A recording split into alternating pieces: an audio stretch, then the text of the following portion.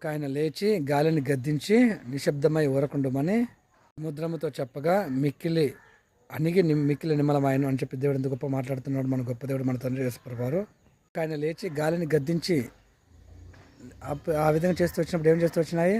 అందుకు ఆయన లేచి గాలిని గద్దించి నిశ్శబ్దంగా ఊరకుండుమని గాలిని చెప్పగా గాలి అని మిక్కిలి నిమ్మలమైన అని చెప్పి దేవుడు ఎంత గొప్పగా మాట్లాడుతున్నాడు. మన గొప్ప దేవుడు మన తండ్రి యేసుప్రభువారు. సర్వశక్తి గల దేవుడు, సర్వశక్తి గల శక్తి ఉన్నటువంటి దేవుడు, సమస్త సృష్టికర్త అయిన దేవుడు, అంత సర్వశక్తి గల శక్తి అధికారం ఉన్నటువంటి గొప్ప దేవుడు. కాబట్టి ఆయన లేచి గాలిని గద్దించగానే సముద్రంలో నీళ్లను అణిగిపోతూ వస్తూ వచ్చినాయి. కాబట్టి ఆయన సర్వశక్తి గల దేవుడు. నువ్వు ఎటువంటి స్థితిలో భయపడాల్సిన బాధపడాల్సిన అవసరం లేదు. సంపూర్తిగా దేవుడు నీతో మాట్లాడుతూ ఉన్నటువంటి సృష్టికర్త అయినటువంటి ప్రాణంతో జీవంతో బతికి ఉన్నటువంటి గొప్ప దేవుడు మన గొప్ప దేవుడు మన తండ్రి యేసుప్రభువారు. నిత్య జీవం కలిగి ఉన్నటువంటి గొప్ప దేవుడు మన తండ్రి యేసుప్రభువారు. కాబట్టి ఎటువంటి స్థితిలో సందేహపడాల్సిన అవసరం లేదు. ఆయన నిజమైన సృష్టికర్త సర్వశక్తుల గొప్ప దేవుడు. కాబట్టి దేవుడిని మనస్ఫూర్తి తెలుసుకుంటూ వచ్చినట్లయితే మనస్ఫూర్తి నీ దేవుని గొప్ప సర్వశక్తుల గొప్ప దేవుడిని నువ్వు నమ్ముకోవాలని దేవుడు గొప్ప ఉద్దేశం. కాబట్టి సర్వశక్తుల గొప్ప దేవుడిని నువ్వు నమ్ముకుంటూ వస్తూ వచ్చినట్లయితే సంపూర్ణమైన రక్షణ మార్మోసం గొప్పగా కల్పించి నేను గొప్పగా రక్షించి ప్రేమించి గొప్పగా సర్వశక్తుల గొప్ప దేవుడు ప్రత్యేకంగా భూమి మీద దిగి వస్తూ వచ్చినాడు. నిన్నని మాట్లాడుతూ గొప్పగా ప్రేమిస్తున్నాడు మన గొప్ప దేవుడు మన తండ్రి యేసుప్రభువారు. కాబట్టి